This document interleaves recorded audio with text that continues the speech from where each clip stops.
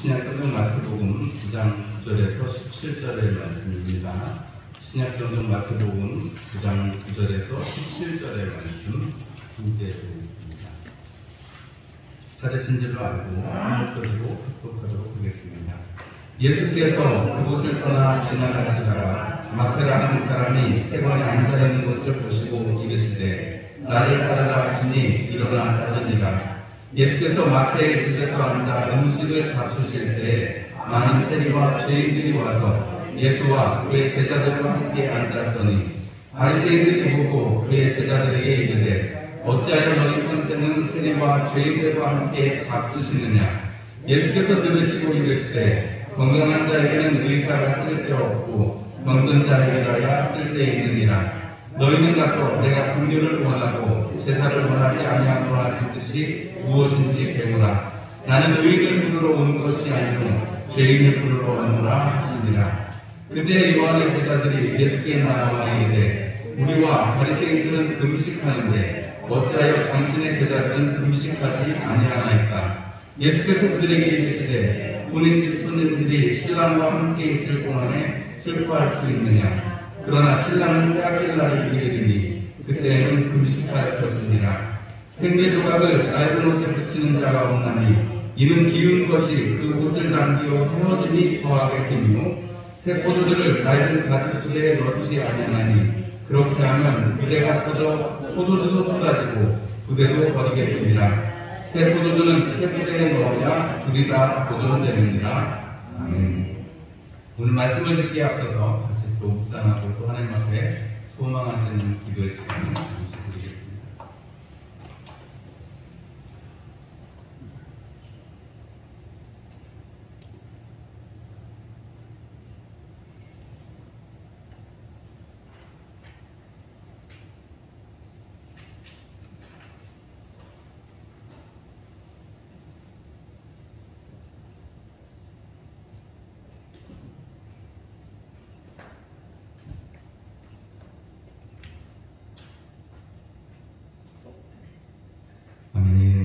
우리 옆에 있는 분들과 인사 나누시겠습니다. 예배 잘 오셨습니다. 축복합니다. 사랑합니다. 축복합니다. 사랑합니다. 우리 옆에 있는 분들과 인사 나누셨으면 우리 멀리 계신 분들하고도 인사 나누시겠습니다. 반갑습니다, 여러분. 일주일 동안도 잘 보내셨습니까? 아멘이시죠? 그러니까 얼굴 바뀌시고 무슨 일이 있으면 못 봤을 텐데 하나님께서 우리를 지키시는 일상이 얼마나 감사한지 또 우리가 지난 주일 토요일 저녁이었죠. 병원에서 참사가 나서 일상을 살아간다는 것이 얼마나 감사한 일인지 또 사건이라는 것이 사고라는 것이 늘 우리 주변에 있다는 사실을 우리가 깨닫게 됩니다. 여러분 또 한 가지는 또 어제 그제가요 방부 두 분이 열흘 동안에 갇혀 있었는데 지하에 있었는데 거기서 잘 지내다가 힘들게 했지만 잘 지내다가 구출이 돼가지고 온 국민에게도 기쁨이 되는 시간이 있었죠. 우리가 이런 여러 가지 사건들 또 북한에서 또 여전히 또 미사일을 막 왜냐면 1년치 식량에 해당한다는데 그렇게 막 싸제끼는데 여러 가지 어려움이 있습니다만 하나님께서 지키시는 것을 우리가 바라고 그러니까 장로님도 기도해 주셨지만 우리 가운데 우리의 나의 산성 나의 요새 되시는 주님 앞에 의뢰하시는 여러분들이 되시기를 주님의 이름으로 축원합니다. 이런 여러 가지 상황 속에서 사람들이 정치적인 입장에 따라서 생각이 갈리게 마련입니다. 그런데 우리 믿는 사람들은 뭐 생각이 다를 수도 있고 지지하는 건 다를 수 있습니다. 투표하는 건 다를 수 있어요. 그러나 여러분 제가 지난번에도 대통령 선거 때 제가 회색 넥타이를 메고 나와서 그런 말씀 드렸잖아요. 빨간 게 파란 게 중요한 게 아니고 우리 믿는 사람들은 우리 시편 146편에 있는 우리 도울 힘이 없는 인생을 의지하지 말고 하나님만 의지하고 하나님만 바라보고 살아가야 하겠다 하는 것이 여러분 우리가 꼭 가져야 될 믿는 자로서 가져야 될 생각인 줄을 믿습니다. 여러분 그 은혜 가운데서 살아가시기를 축복합니다.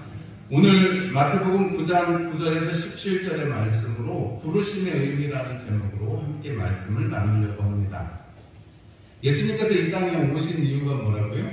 하나님의 나라가 가까이 왔다. 내가 하나님의 나라로 들어가는 그 길이 되어줄게. 너희들이 나를 걸어서 나를 뚜벅뚜벅 와서 하나님 나라 백성이 되어라. 주님이 말씀하시는 것입니다. 여러분, 그것이 복음입니다. 여러분, 예수 그리스도가 나의 죄를 사해 주셔서 거기서 끝나면 아무것도 아니잖아요. 그렇죠? 우리가 예수 그리스도께서 우리의 죄를 씻어주셔서 그 다음에 우리가 뭐가 됐어요? 하나님의 자녀가 되었고 하나님 나라를 우리가 유업으로 받은 자들이 된 것입니다. 할렐루야! 여러분, 이게 복음입니다. 여러분, 이게 가장 큰 우리의 소망입니다. 우리가 지금 이 땅에서만 잘 먹고 잘 살 게 아니고 여러분, 우리에게 하나님의 나라를 지금도 살아가고 지금 이 순간에도 하나님이 두세 사람이 내 이름으로 모인 곳에 함께 하시겠다고 하셨으니 우리가 지금 하나님이 우리 가운데 계시며 우리 눈에 보이지 않아도 하나님의 역사를 우리가 지금 이 순간에 경험하게 되는 것이요, 내 귀에 들려오는 것이요, 내 눈에 보고 있는 것입니다.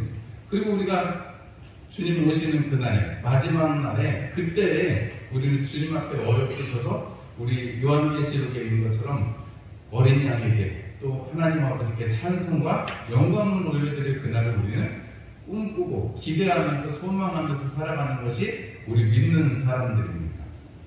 예수님께서 이것을 위해서 하나님 나라를 전파하시기 위해서 이 땅에 오셨고 부활하셔서도, 그리고 40일 동안 계실 때에도 그랬고, 오늘 우리가 사도행전을 쭉 새벽에 봤습니다만 제자들도 하나님의 나라를 전파하고 사도 바울도 쭉 하나님의 나라를 전파하는 것에 계속 초점이 맞춰져 있었다는 것을 알 수 있습니다.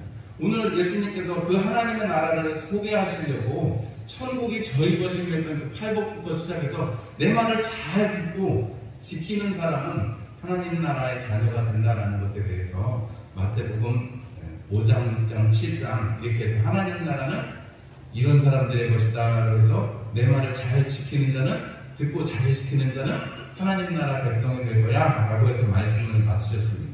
그리고 8장 그리고 9장 계속해서 주님께서 이 하나님 나라를 살아가는 것이 어떠한 의미인지를 말씀해 주셨다. 그리고 그 하나님 나라를 소개시켜주고 계시는 예수님이 어떤 분이신지를 풍랑을 다스리시는 예수님을 통해서 여러분, 그 피조된 세계, 창조물인 세계를 다스리시는 예수님, 그리고 가다라 지방의 광행을 고치시는 그 예수님의 모습을 통해서 어떻게 해요?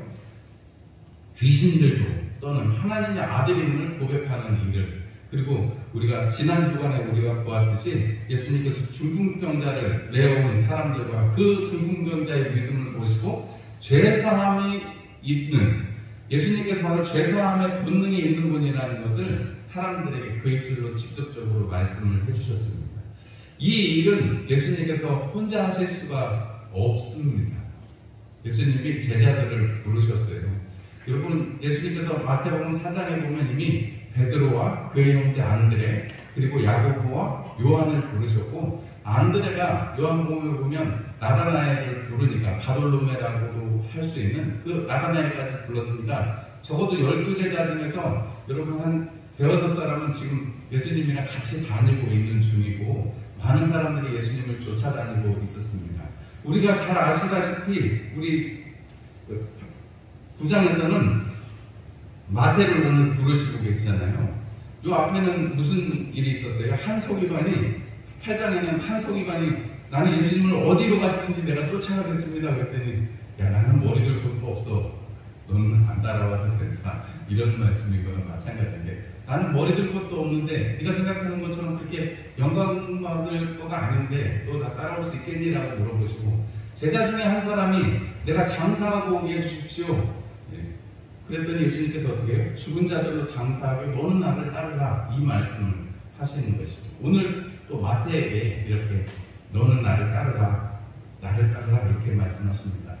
이게 마가복음에도 있고 누가복음에도 똑같이 있는데, 여러분 재밌는 것은 마가복음하고 누가복음에서는 레위라 하는 이렇게 표현을 하고 있습니다. 그러니까 이 마태의 원래 이름은 뭐예요? 레위였다는 것입니다. 바로 세리였는데 이름이 레위였는데, 오늘 마태복음에서는 레위라고 기록하지 않고 자기를 마태라고 딱 이렇게 찍어서 얘기하고 있습니다. 여러분, 우리가 예수님을 만났는데 그 예수님을 따라가게 됐는데 제자가 됐는데, 마태가 자기가 성경책을 쓰면서 여러분 얼마나 그 시간이 복되고 얼마나 기뻤을까요? 그러면 좀 장하게 길게 쓸 수도 있었을 텐데 마태는 굉장히 짧게 내가 예수님 만나고 그때는 이런 일이 있었다라고 이야기를 하고 있습니다. 전체적인 이야기 속에서 보면 마태가 자기를 부르신 예수님의 그 은혜, 마태가 예수님이 마태를 불렀던 그 순간에 일어났던 예수님이 바리새인들에게 질문받고 요한의 제자들에게 질문받았던 그 이야기가 바로 우리 믿는 사람들에게 예수 그리스도를 주로 받아들인 사람들에게 부르심이라는 것이 어떤 의미인지를 이야기해 주는 것이라고 생각이 되셔서 오늘 말씀 제목도 부르심의 의미라 이렇게 제목을 지었습니다. 이제 9장에 지나가서 10장에 되면 예수님께서 12제자들을 그렇게 많은 사람들이 예수님을 쫓아오지만 그 중에서 12를 불러서 귀신도 내어주고 병든 사람도 치유하는 권세를 주셔서 전도도 보내는 그런 일들을 하시거든요. 예수님께서 이 부르시는 은혜 가운데 있는 것입니다. 예수님께서 부르실 때 이 레위라고 했던 레위는 뭐예요? 우리가 창세기에 보면 레아가 동생 라헬을 연모해가지고 야곱이 와가지고 결혼을 하고 싶었는데 아버지가 먼저 삼촌 아버지 라반이 첫째를 먼저 시집을 보내야 된다. 그래서 레아가 먼저 밤에 들어가서 첫째가 시집을 가고 그 다음에 또 다시 라헬을 어떻게 됐지? 야곱은 항상 누구를 좋아해요? 라헬을 더 좋아합니다. 레아를 좋아하지 않으니까 레아가 그래도 동심을 해서 르우벤을 낳고 그 다음에 레위를 낳는데 레위를 비로소 낳으면서 레위의 이름을 지어주면서 내가 이제 남편하고 연합이 되겠구나. 그래서 레위의 이름은 연합된 자라는 뜻입니다. 그런데 그 이름을 쓰지 않고 마태는 마태, 하나님의 선물, 여호와의 선물이라는 이름으로 자기를 나타내고 있어요. 물론 마가복음이나 누가복음도 처음에 부를 때는 레위라는 이름을 사용하지만 그 다음에는 마태를 불렀다라고 12제자의 명단을 밝힐 때 마태라고 쓰고 있습니다. 그러니까 베드로도 이름이 바뀌었지만 마태도 레위에서 마태로 이름이 바뀐 거죠. 마태가 오늘 보면 이 가버나움이라는 동네, 예수님의 본 동네, 거기에서 예수님이 태어나신 곳은 나사렛이고 자라신 곳은 나사렛이지만 예수님이 사역하신 것은 가버나움을 중심으로 사역하셨다고 보통 성경이 우리가 기록을 통해서 해석이 되는데 예수님께서 우리 앞에 있던 그 중풍병자를 고치시고 나서 거기서 지나가시다가 마태를 보시고 바로 부르셨어요. 나를 따르라 그랬더니 오늘 성경의 말씀을 보면 일어나 따르니라 이렇게 기록되고 있습니다. 예수님이 거기서 사역을 많이 하셨으니까 가버나움에서 사역을 하셨으니까 마태도 계속해서 예수님에 대해서 들었을 거예요. 그죠? 예수님이 어떤 말씀을 하시고 어떤 이적들을 행하시는지 여러분 그 마태가 그냥 앉아서 돈만 세고 세금만 받고 뭐 이런 것만 한 게 아니고 사람들로부터 들었을 거예요. 마태 원래 이름이 뭐라고요? 레위라고요. 그럼 정말 그 이름대로 하나님과 연합되기를 사모하고 하나님과 함께 되기를 사모하는데 자기의 직업상, 자기가 지금 하는 일상 여러분 사람들에게서 격려를 받고 세리 그러면 이꼴 뭐예요? 죄인 이렇게 하고 세리하고 항상 함께 거론되는 직업군이 하나 있습니다. 뭐예요? 창기 이렇게 되어 있습니다.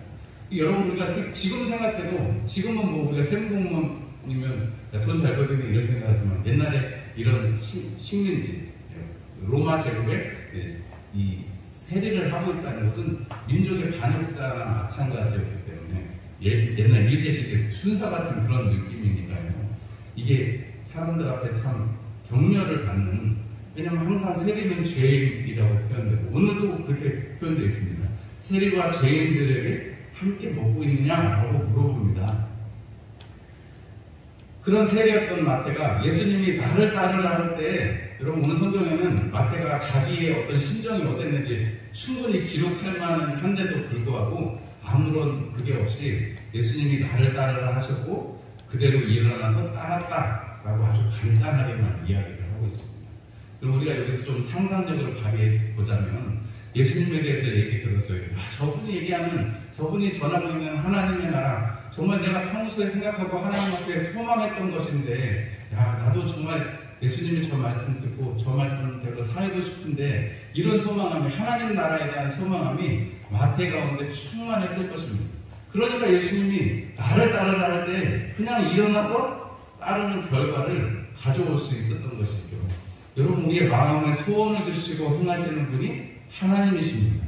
여러분, 우리에게 부르셨고 우리가 하나님의 자녀로 살아간다면 하나님께서 우리를 통해서 이루고자 하시는 일을 우리가 마음에 소망을 두고 있으면 오늘 마치 마태를 나를 따르라 할 때 일어나서 따르니라 하는 이 순종의 한마디로 그냥 장황하게 얘기하지도 않고 마태가 자기 심정을 얘기하는 거죠. 나는 그만큼 하나님의 나라를 사모했는데 예수님이 나를 불러주셨고 나는 거기에 순종했다라고 하는 것입니다. 여러분, 이러한 고백이 여러분들의 삶 가운데 있기를 주님의 이름으로 축원합니다. 부르심이라는 것은 여러분 안에 있는 소망을 하나님께서 끄집어내서 사용하시는 것입니다.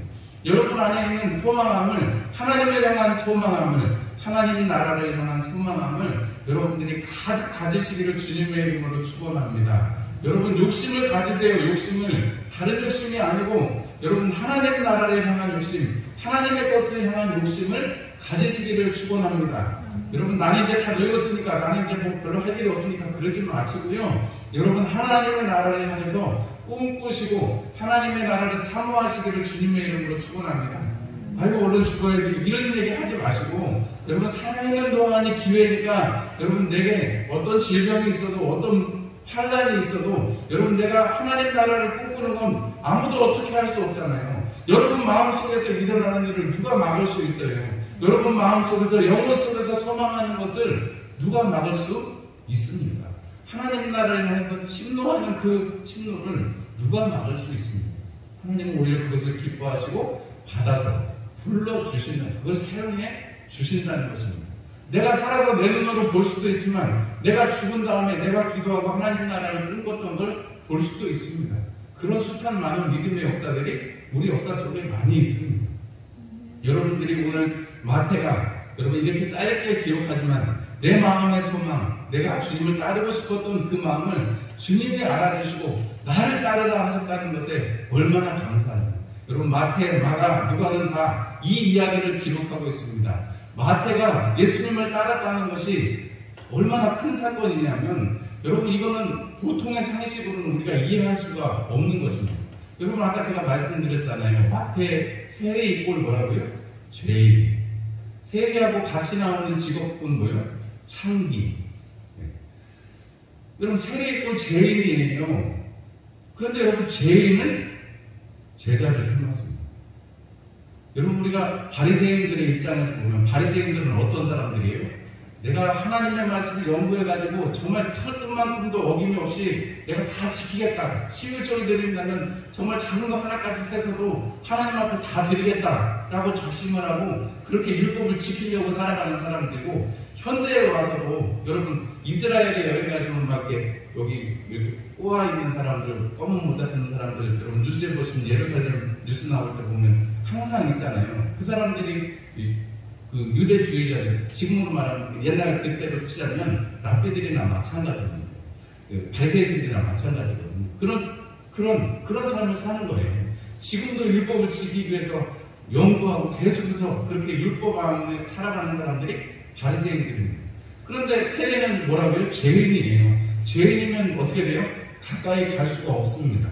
오늘도 여러분 여기 말씀해 보면 마태가 너무 좋아가지고 예수님을 모시고 자기 집에서 잔치를 벌였습니다. 10절에 보니까 마태의 집에서 앉아서 음식을 잡수실 때 그의 제자들과 함께 있었는데 세리와 죄인들이 많이 와가지고 같이 먹었다 그랬습니다. 많이 같이 와서 먹으면 뭐예요? 그게 잔치지 뭐겠어요? 마태가 예수님 앞에 예수님을 따르기 위한 그 작정, 여러분 이제 세리의 일을 그만두고 예수님의 제자가 되어서 예수님이 말씀하시는 하나님의 나라를 따라 살아가리라 작정한 그 일에 감사해서 예수님 모시고 식사를 했단 말이죠. 그런데 그 식사의 자리에 바리새인들은 들어오지 않았어요. 오늘 11절 말씀에 보면 바리새인들이 보고 그의 제자들에게, 예수님의 제자들에게 이야기합니다. 너네 선생은 왜 세리와 죄인들과 함께 밥을 먹느냐? 죄 지은 사람 옆에 있으면 죄 있는 것에 가까이 하면 어떻게 돼요? 죄가 전염돼요. 죽은 시체를 만지면 어떻게 돼요? 죄 가운데 부정해요. 그래서 그 죄를 범한 사람은 내리게는 동네 바깥으로 나가서 해질 때까지 있다가 목욕을 하고 들어와야 돼요. 여러분, 죽은 것, 죄 가운데 있는 것, 이런 것을 만지면 거기에 전염됩니다. 율법으로는 그게 확실해요. 그래서 율법으로 말하자면 죄인들과 함께 있는 것도 되지 않습니다. 왜냐하면 같이 먹으려면 손을 같이 바구니에 넣어야 되고 그리고 같이 있어야 되니까 그런 걸 바리새인들이 원치 않는다는 거예요. 죄인하고 같이 있을 수가 없다는 거예요. 우리가 지금까지 지금 계속해서 얘기하고 있는 예수님께서 하시고자 하시는 얘기는 뭐냐면 죄인들이라고 생각했던 바리새인들이 죄인이라고 하나님을 열심히 믿는 사람들이 죄인이라고 생각했던 그 세리 마태가 어떻게 예수님의 제자가 될 수 있느냐라는 것을 매둘러서 바리새인들이 묻는 것입니다. 야, 너네 선생님은 하나님 나라를 얘기하고 하나님 나라를 그렇게 잘 전하는 것 같던데 왜냐하면 바리새인들도 귀가 혹한 사람들이 많았거든요. 새로운 가르침 그 능력에 여러분 정말 혹한 사람들이 많았어요. 그런데 아니 죄인들이랑 같이 있을 수는 없잖아요. 하나님의 말씀을 전하는 사람. 너네 선생님은 왜 그러느냐고 힐난을 하는 것입니다. 야, 저 마태 같은 사람도 제자가 될 수 있느냐라고 말하는 것입니다. 그러나 여러분 우리가 로마서 3장에 의인은 없나니 하나도 없으며 하나님을 찾는 자도 없고 선을 행하는 자도 없다라고 분명하게 사도 바울은 말씀하고 있습니다. 여러분 모두가 죄인이라는 거예요. 우리가 주님 앞에 있으면 다 죄인입니다. 그런데 바리새인들은 우리가 하나님의 율법을 지키고 우리가 하나님을 사랑한다는 그 심정으로 있으니까 자기들이 선한 자래요. 자기들은 택함 받아서 자기들은 의인인 줄 알아요. 그러나 주님께서 호세아서의 6장 6절의 말씀을 통해서 나는 인애를 원하고 제사를 원하지 아니하며 번제보다 하나님 아는 것을 원하노라 하는 이 호세아서 6장 6절의 말씀을 가지고 예수님께서 말씀하시기를 나는 병든 사람들을 위해서 왔다. 나는 죄인을 불러 왔다. 이렇게 말씀하시는 것입니다. 그리고 나는 그 죄인을 불러서 나는 어떻게 해요? 온전하게 하겠다라는 것입니다. 왜냐하면 바로 앞에 예수님께서 뭐에 대해서 말씀하셨어요? 인자가 제사하는 권세가 있는 줄을 알게 하려고 한다 하셨잖아요. 여러분 죄인이 이꼴 세리인데 그 세리였던 마태를 부르심을 통해서 제사함의 권세가 어떤 것인지를 확실하게 얘기를 해주시는 것입니다. 여러분 그래서 마태를 부르시는 사건이라는 것은 제사함의 권능이 있는 권세가 있는 예수님 하나님만이 그런 일을 하실 수 있는데 그래서 신성모독이 아닌가라고 우리가 앞에 지난주에 살펴봤을 때 사람들은 생각했지만 예수님은 그것이 아니라 내가 하나님이기 때문에 하나님의 아들이기 때문에 나는 그에게 그러한 권세가 있다라는 것을 이야기하고 계시는 것입니다.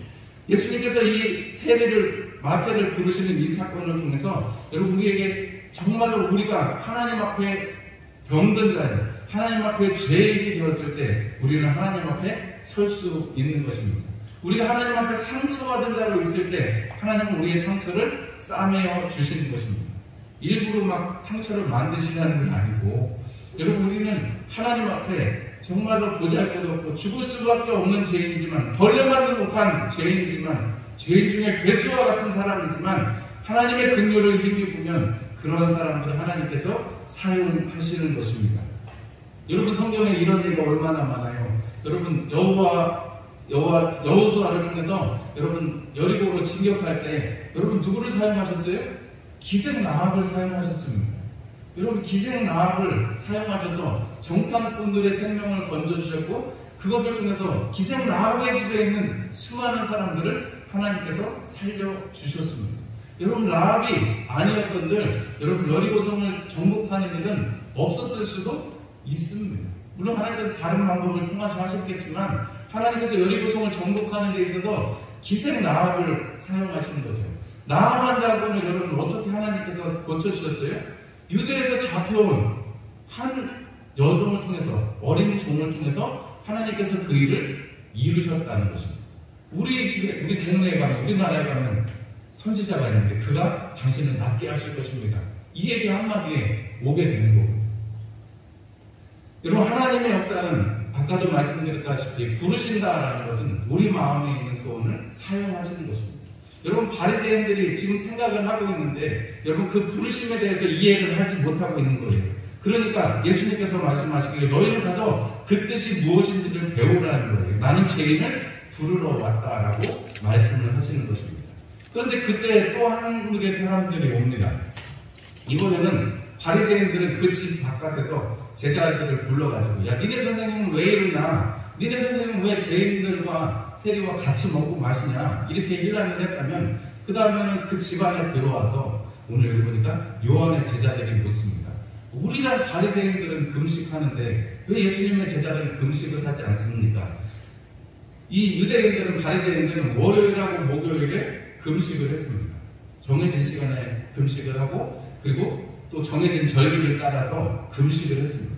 왜냐하면 그것을 통해서 하나님 앞에 잘 섬긴다는 지표가 되기 때문에 요즘으로 말하면 새벽 기도에 나가고 11조 드리고 이런 게 우리가 어떤 직분을 드릴 때 어떤 기준을 삼잖아요. 몇 가지로 간 얘기입니다만 우리가 직분을 삼을 때 특별한 기준이 없으니까 그럼 우리가 신앙생활의 지표를 가지고 우리가 직분의 어떤 기초를 삼는데 마치 그런 것처럼 바리새인과 하나님을 향해서 열심히 있는 사람들이라면 지금 세례 요한의 제자들이 이야기하잖아요. 예수님의 제자들 중에는 세례 요한의 제자들이었던 사람들도 분명히 있습니다. 그러니까 사실은 이 세례 요한의 제자들은 바리새인들은 저 바깥에서 율법을 가지고 예수님을 힐난하는 정도였다면 이 사람들은 안에 들어와서 예수님께 묻는 거죠. 정말로 하나님을 사랑한다면 금식해야 될 텐데 왜 금식하지 않습니까? 라고 물어봅니다. 그러니까 예수님께서 말씀하시기를 본인 집 신랑과 같이 있을 때 어떻게 금식하겠느냐, 어떻게 슬퍼하겠느냐 이렇게 말씀을 합니다. 그러니까 금식이라는 것은 여러분 오늘 예수님의 말씀에 우리가 알 수 있는 것은 금식이라는 것은 그냥 밥을 안 먹고 밥을 굶고 끝나는 게 아니고 오늘 여러분 금식이라는 것은 예수님의 말씀을 보면 슬퍼하겠느냐라고 물어보시죠. 그러니까 여러분 금식이라는 것은 슬퍼하는 것입니다. 단순히 밥을 못 먹고 그냥 하나님 생각만 하고 끝나는 게 아니고 하나님 앞에서 그럴 수밖에 없는 자신이 슬퍼서 금식되게 되는 것. 그게 금식이라는 거지 단순히 밥만 먹는다고 고난주간 1년에 고난주간 되면 의뢰 아침이든 저녁이든 막 우리가 금식하고 3일 금식하고 이런 게 금식이 아니고 여러분 하나님께서 주신 은혜를 감사해서 내가 죄인인 거를 안타까워서 내가 주님 그런데도 나를 불러주시면 감사해서 그래서 우리가 하나님 앞에 금식할 수 있다면 그것이 하나님의 뜻을 배우는 것이고 하나님의 인애를 우리가 배우는 것입니다. 하나님의 긍휼을 배우게 되는 것이지요. 이 요한의 제자들이 왔을 때 예수님께서 그 제자들을 향해서 두 가지 비유를 베풀어 주십니다. 첫 번째 비유는 생배 조각을 낡은 옷에 기우는 사람이 없다 하는 것이고 두 번째는 새 포도주를 낡은 가죽 부대에 넣지 않는다 하는 것입니다. 새 것이 들어가면 옛것 그 낡은 옷을 찢어버릴 수 있고 여러분 새 포도주가 낡은 가죽 부대에 들어가면 어떻게 돼요? 그 가스가 팽창하기 때문에 가죽 부대가 터질 수밖에 없다는 거예요. 포도주 가죽 부대는 지금도 많이 발견이 되는데 많이 발견을 다른 물건에 가서 볼 수 있는데 한 1m 정도 되는 가죽으로 만든 주머니거든요. 거기에 포도주를 넣어서 숙성을 시키는 거예요. 그래서 그걸 먹는 거죠. 여러분 포도주는 간 만든 포도주가 좋겠어요? 오래된 포도주가 좋겠어요? 오래된 포도주가 좋아요. 오늘 이 세례였던 레위를 부르시고 그 다음에 이렇게 논쟁하는 이 비유까지 마가복음하고 누가복음에도 다 나타나 있습니다. 그런데 여러분 조금 이게 강조하는 부분들은 다릅니다. 그러나 오늘 이제 그건 나중에 또 말씀을 드리고 오늘 이 마태복음에 나타난 예수님께서 말씀하시고 계시는 내용은 뭐예요?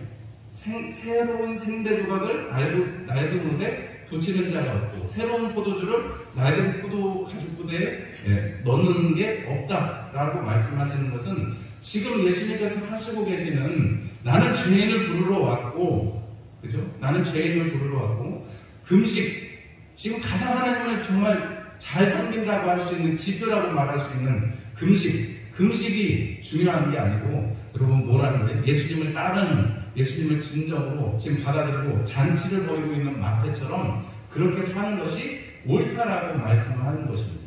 너희들의 너희들의 고정관념을 깨라고 말씀을 하시는 거죠. 지금 이건 세례 요한의 제자들에게 말씀하신 것입니다. 아까 그 바리새인들에게 뭐라고 하셨어요? 가서 배워갖고 와라. 가서 배워. 너희들 정말로 하나님이 뭘 말씀하신 것인지를 다시 한번 생각해봐라고 어떻게 보면 내치셨다면 지금 세례 요한의 제자들에게는 뭐라고 말씀하시는 거예요? 너희들 조금만 더 생각을 바꿔봐라. 너희들 하나님의 나라에 대해서 너희들 들었고 너희 선생 세례 요한을 통해서 너희들이 계속 그걸 생각하고 있지 않니? 그러면 금식한다고 해서 하나님을 기쁘시게 해드리는 것이 아니라 정말로 하나님을 기쁘시게 해드리는 것이 어떤 것인지를 알아라. 지금 예수님이 함께 있을 때 혼인집 신랑이 함께 있을 때 어떻게 해요? 같이 기뻐하고 먹고 마셔야 되고 지금 잔치가 벌어지고 있는 거죠. 그러나 빼앗길 날 십자가에 못 박히면 하면 그때는 다시 금식할 날이 있을 것이다 라고 말씀을 하시는 것입니다. 여러분, 하나님께서는 우리를 부르셨습니다. 우리를 부르셔서 나를 따라오너라 이렇게 말씀하십니다. 지금도 우리에게 날마다 순간마다 나를 따라오너라 이렇게 말씀하십니다. 여러분, 그 부름에, 우리의 마음에 있는 소망에 여러분 그것을 사용하실 때 우리는 하나님께서 역사하시는 것을 경험하게 되는 것입니다. 오늘 세례 요한의 제자들을 부르시면서 예수님께서 부르셨다는 표현은 없지만 너희들 잘 들어봐. 여러분, 생배조각을 낡으면서 기울지 않고 세포들을 거기 넣지 않아. 내가 말하는 것은 내가 지금까지 산에서 이야기했던 것, 예수님의 그 산상수훈의 말씀을 세례 요한의 제자들도 얼추 들었을 수도 있어요. 그런 모든 말씀 속에서 그리고 이 지금까지 이루어졌던 일들을 다 들었을 것입니다. 세례 요한의 제자들이 왜 그러니까 하나님 사랑하는 예수님 그리고 하나님의 나라를 증거하는 예수님은 왜 금식하지 않을까라는 그 하나님을 더 사랑해야 되지 않을까요? 하나님 이런 걸 지키면서 해야 되지 않을까요? 하는 질문을 예수님께 던질 수밖에 없는 거예요. 그러나 여러분, 은혜 가운데 있는 잔치 가운데 있는 사람들에게는 여러분 지금 하나님의 은혜로 부어주신 예수 그리스도가 여러분 우리 안에 새 영을, 새 마음을 우리 안에 주신 것을 알 수 있는 것입니다. 시편 81편 10절 말씀에 나는 너를 애굽 땅에서 인도해낸 내 여호와니 내 입을 넓게 열라 내가 채우리라 말씀하십니다. 여러분, 부르셨다라는 것은 하나님께서 쓰실 때가 있다는 것이고 여러분 부르셨다라는 것은 그것을 통해서 하나님께서 역사를 이루고 그 일에 우리를 사용하시는으로 말미암아 우리도 하나님 나라의 일꾼이요 하나님 나라의 자녀인 것을 확신하면서 살아갈 수 있도록 우리를 격려하시는 하나의 방편이라는 것을 알 수 있습니다. 여러분, 우리가 늘 주님의 부르심에 순종하는 저와 여러분들이 되시기를 주님의 이름으로 축원합니다.